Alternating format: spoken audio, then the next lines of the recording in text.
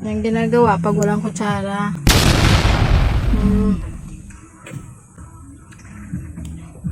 Yan. Balat ng buko yung gagamitin natin kutsara para may pangkain tayo.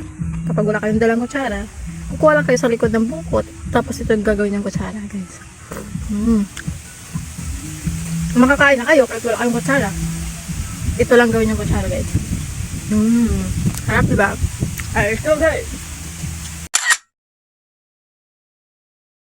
Matabuko, guys. Ayan, ganito pag kumakain. Pag wala kayong kutsara.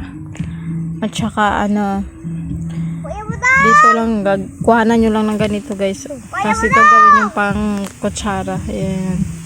O, diba? Magkakain na tayo. Ayan. Pag sa probinsya, wala kayong dala. Ayan.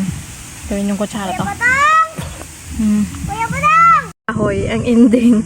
Kumain ng lubi. Ayan. Dahil wala kami nakitang kahoy, buko na lang nakita namin. Kaya kumain na lang ng buko.